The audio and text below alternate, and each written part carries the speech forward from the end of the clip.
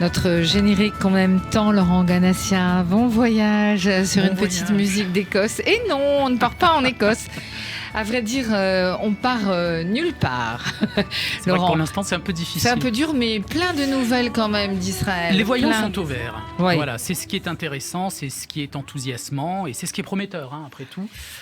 Si vous le voulez, ce ne sera pas un rêve. Alors, ce ne sera pas un rêve. Je crois que vous êtes venu rempli dans votre besace de bonnes nouvelles. Les bonnes nouvelles, c'est ce que vous avez pu également entendre, Hélène, puisqu'on est à l'affût de chaque information donnée entre autres par les correspondants permanents en Israël qui sont eux-mêmes à l'affût des derniers flashs. Donc ce que l'on sait évidemment, c'est qu'entre Israël et la Grèce, et d'une façon prévisionnelle entre Israël et Chypre, des accords ont été signés pour que courant mars, les personnes des deux côtés qui seront vaccinées pourront se rendre en Grèce pour les Israéliens et en Israël pour les touristes grecs. Alors, il faut savoir que le marché grec est très important pour les Israéliens. Ah oui. Il est en constante augmentation avec des dizaines de milliers de touristes qui viennent chaque année. Pour des raisons religieuses, pour des raisons aussi de proximité. La Grèce est seulement à 1h30, 2 heures maximum, je crois, donc d'Israël. Et puis le tourisme israélien représente pour la Grèce une manne considérable. C'est le 9e pays en termes d'arrivée de touristes. Et rien qu'en 2019, vous avez eu 715 000 visiteurs israéliens qui se sont rendus sur les plages grecques. Oui. Alors, la Faut ministre... ajouter que c'est seulement, enfin tout le monde le sait, mais que c'est seulement à 1 heure d'avion de Tel Aviv. Exactement, moi j'ai dit 1h30, mais non, c'est 1 heure, alors que Chypre est à une demi-heure, je crois. Ah oui, carrément. Une demi-heure ou 40 minutes à peu près, donc des côtes israéliennes. Alors la ministre israélienne du Tourisme, Orit Farkas-Cohen, a déclaré au ministre grec Haris qu'elle avait hâte d'accueillir des visiteurs grecs et d'autres en Israël, alors qu'il continuait, le gouvernement israélien, de faire vacciner sa population et de se positionner comme une destination saine après le Covid. À l'issue d'une réunion de travail entre les ministres, ils ont signé un accord pour renforcer la coopération dans les domaines de la recherche, pas seulement du tourisme, et aussi de la formation dans le domaine du tourisme, ainsi que pour promouvoir des offres, des initiatives conjointes entre les industries touristiques des deux pays. Alors, je pense justement que le schéma que nous avons là, ce sera un schéma qui pourrait être identique avec les autres destinations à venir. Pour l'instant, on parle bien sûr de conditionnel, puisque on espère qu'au mois de mars, l'immunité collective sera atteinte en Israël. Ouais. Et comme elle l'a précisé, donc la ministre israélienne du Tourisme, en fait, on se base beaucoup sur les accords bilatéraux. Donc forcément, en ce qui nous concerne pour la France et Israël, on verra ce que le gouvernement français décidera et ce que le gouvernement israélien décidera en matière d'ouverture de frontières vis-à-vis Oui, alors des autres justement, pays. Laurent, pour l'instant, les frontières israéliennes sont encore fermées, pas de fermées. vol. Pas de vol, on parle peut-être d'une réouverture de l'aéroport Ben Gurion le 20 ou le 21 février, mais on ne sait pas si la fermeture va être reconduite ou pas. Ça, on peut le savoir du jour au lendemain, malheureusement. Donc, en fonction donc, de l'état de la pandémie, ça nous échappe un petit peu. Ce que l'on sait aussi, moi je l'ai su récemment, pas plus tard qu'il y a 1 heure, par une correspondante israélienne, c'est que on parle également pour les touristes israéliens, les visiteurs israéliens, mais c'est déjà un bon signe de la réouverture des hôtels sous condition d'être vaccinés. Donc Jérusalem, Tel Aviv, etc. et la région de la mer Morte, d'Eilat, etc. Mais encore une fois, sous condition à partir de la fin février et courant mars, et bien sûr dans la perspective donc des fêtes de Pessah.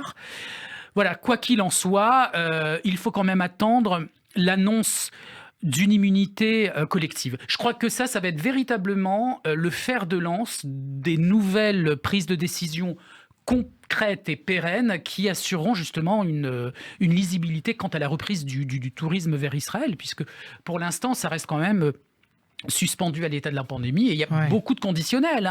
Voilà, l'idée, c'est quand même de pouvoir partir librement, sans bidoude. Je ne sais même plus comment on le dit en français. Confinement, sans confinement. Ou Seger, aussi on dit en Seger, hébreu. exactement. Ouais.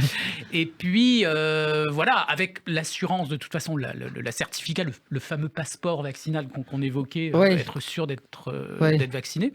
Alors, c'est une controverse, il y a beaucoup de pour, de contre, en tout cas pas en Israël, évidemment. Ah non, ça c'est clair. Mais en France, même si les anti-vaccins ont beaucoup perdu de terrain ces derniers mois, avant que la population entière soit vaccinée, Hélène, je pense qu'il va falloir moi, franchement, je ne comprends pas ce débat, Laurent. Je ne sais pas si vous êtes d'accord avec moi. Les enfants ont un carnet de vaccins. Oui, absolument. Vous et moi des enfants, on a un carnet de vaccins. Pourquoi les adultes n'auraient pas un carnet de vaccins On a un carnet de santé, donc et comme me l'a rappelé. Le carnet de santé, c'est surtout un carnet de vaccins quand même. Oui, absolument, tout à fait, pour mettre à jour les vaccins.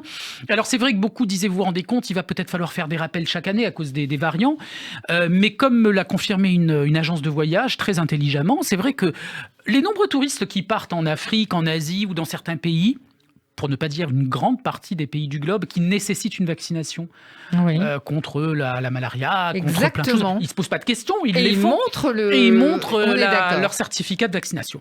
Donc je pense que dans les mois à venir, c'est ce qui devra se passer, pas forcément qu'avec Israël, loin de là, mais avec beaucoup de destinations, parce que les compagnies aériennes elles-mêmes l'exigeront.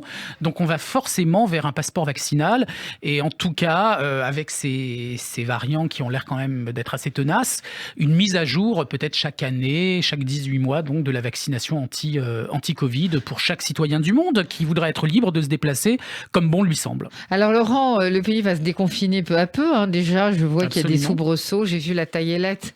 Oui, ça fait plaisir. Bien envahi, oui. Je ne sais pas comment il faut le prendre.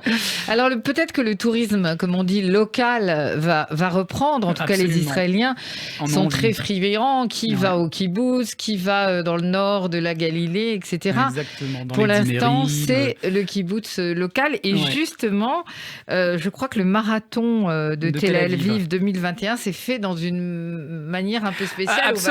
Absolument. Il va se faire. L'inauguration aura lieu ce vendredi, donc le 19 février. Donc le slogan cette année du Tel Aviv Samsung Marathon 2021, c'est tous ensemble, courons séparément. Alors, pourquoi ? Parce qu'en fait, les organisateurs ont proposé donc aux citoyens du monde, depuis leur ville de résidence, de courir selon l'application qu'ils leur enverront la course du marathon. Donc, vous savez qu'un marathon, c'est 42 et quelques kilomètres. Vous avez aussi un semi-marathon, 21 km 100, et puis des courses de 10 et 5 km. Donc, chacun peut choisir et courir en fonction donc des indications de l'application chez lui, donc à Bucarest, à Paris, à Tokyo, à Berlin ou à Kuala Lumpur, comme s'il courait à Tel Aviv.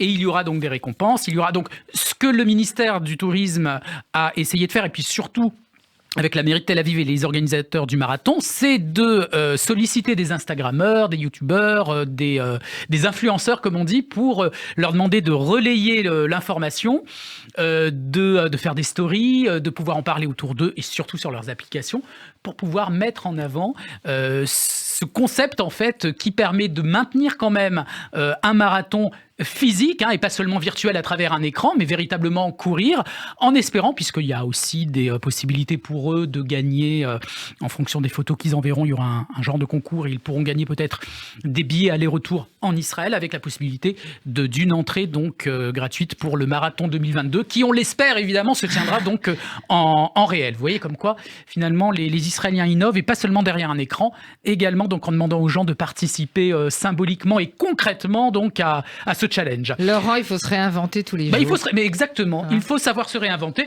Je précise juste le site du marathon, donc c'est TLV Marathon en un seul mot. Vous le mettez sur Google et vous avez toutes les informations en hébreu et en anglais. Je pense que l'une des deux langues, ça va le faire. Vous pourrez, voilà, ça va le faire. Alors justement, on va enchaîner sur les découvertes préhistoriques. Israël, évidemment, le lieu biblique par excellence. Complètement.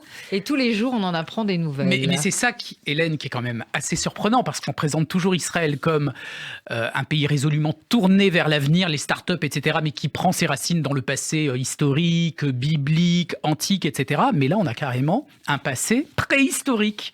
Donc c'est quand même assez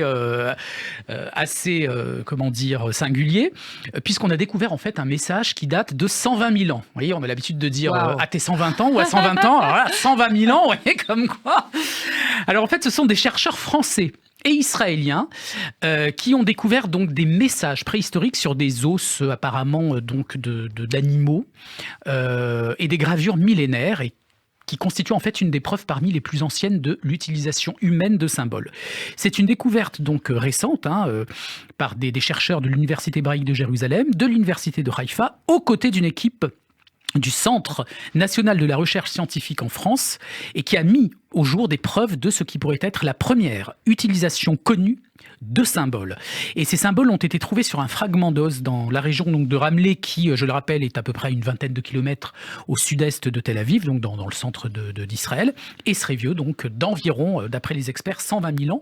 Alors, ce fragment est resté en grande partie intact et les chercheurs ont pu détecter des gravures. 6 gravures similaires sur un côté de l'os de cet animal qui devait être un bovin. Et ce qui les a amenés donc à penser qu'ils étaient en possession d'éléments ayant une signification symbolique ou spirituelle. Alors la découverte qui a été récemment publiée dans la revue scientifique Quaternary International a été extraite d'un trésor d'outils en silex et d'ossements d'animaux exposés sur un site lors de fouilles archéologiques. Alors les auteurs de l'article soulignent que leur analyse montre très clairement que les gravures ont été définitivement faites intentionnellement par l'homme et ne pouvaient pas avoir été le résultat d'activités ou de processus naturels au cours des millénaires. Et ils ont souligné le fait que les rainures des gravures découvertes sont en forme de U, claire et suffisamment large et profonde, attestant qu'elles ne pourraient pas avoir été faites par quiconque d'autre que des humains désireux de sculpter des lignes dans l'os. Alors est-ce que c'était des messages religieux, des messages mystiques, des messages pratiques ? Ça, il faut être grand devin pour le deviner, c'est le cas de le dire. Mais en tout cas, c'est quand même assez symbolique d'avoir trouvé dans le pays de la Bible ces vestiges préhistoriques. Donc on en apprend tous les jours. On en apprend tous les jours. Alors, je crois que vous vouliez terminer, on a un peu de temps, par un message du patriarche latin de Jérusalem. Vous allez nous dire qu'est-ce que ça veut dire, patriarche latin? Alors, le patriarche latin de Jérusalem, c'est en fait un évêque, un archevêque qui est nommé donc par le Vatican pour une mission de plusieurs années pour représenter l'Église catholique romaine donc en Terre Sainte. Donc Israël, les villes palestiniennes, une partie également, je crois, de la Jordanie. Enfin, il a sous son égide, on va dire, les territoires sur lesquels se sont déroulées les épopées bibliques de l'Ancien et surtout du Nouveau Testament, et essentiellement, bien sûr, donc en Israël. Et il est lui-même d'origine italienne, et il a récemment, pour nos collègues de l'Office de tourisme israélien à Milan, donc italien, enregistrer un message en filmé. latin. Alors, un message, non pas en latin, mais il aurait pu. Du patriarche latin. Absolument. Il aurait pu. C'est en fait un message qu'il débute en italien et qu'il continue donc en hébreu. Il dit quelques mots d'hébreu et il termine donc en anglais. Et c'est un message dans lequel il évoque évidemment la ville sainte de Jérusalem, puisque lui-même habite Jérusalem, une ville si chère à tous à travers le monde. Il dit qu'il est conscient des dommages causés par la pandémie durant l'année 2020 dans différents domaines, et en particulier dans celui du tourisme et des pèlerinages.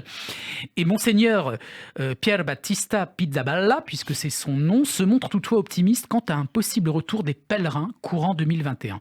Et de nombreux messages lui parviennent, dit-il, des églises du monde entier et des communautés de croyants souhaitant ardemment effectuer un pèlerinage en Terre Sainte, et pour certains, la première fois.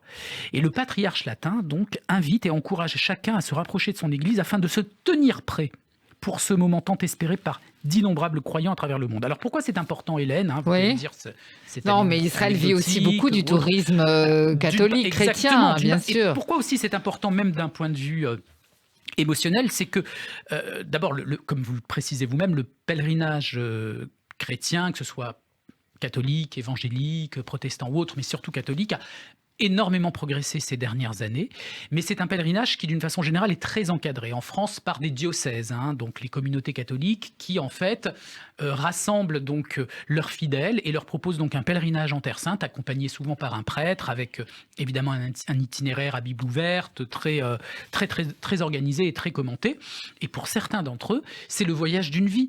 Vous avez beaucoup de pèlerins parmi eux qui ont fait très peu de voyages dans leur vie, qui n'ont pas forcément beaucoup de moyens, et qui ont économisé parfois toute une vie pour pouvoir un jour aller à Jérusalem. Et depuis quelques années, avec les réseaux sociaux, les témoignages, etc., ils sont de plus en plus motivés pour pouvoir partir en Terre Sainte, parce qu'ils ont justement ces témoignages tellement encourageants. Et nous, on les voit relayés par exemple sur la page Facebook Voyage en Israël de notre site, qui montre à quel point ça les touche, parce que c'est vrai que récemment, les voyages en Israël se sont tellement démocratisés et les gens reviennent tellement enthousiasmés et tellement émus de ce qu'ils découvrent, que ça les encourage énormément. Depuis maintenant plus d'1 an, les frontières sont fermées et il y a évidemment pour eux une frustration intégration comme elle existe pour les touristes en général et aussi pour la communauté juive.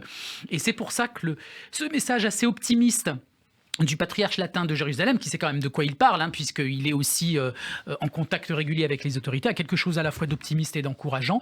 C'est important de souligner. Et j'en profite aussi pour souligner les nombreux auditeurs catholiques et chrétiens qui nous écoutent aussi sur la fréquence juive. Et voilà, c'est important aussi de marquer cette solidarité avec eux.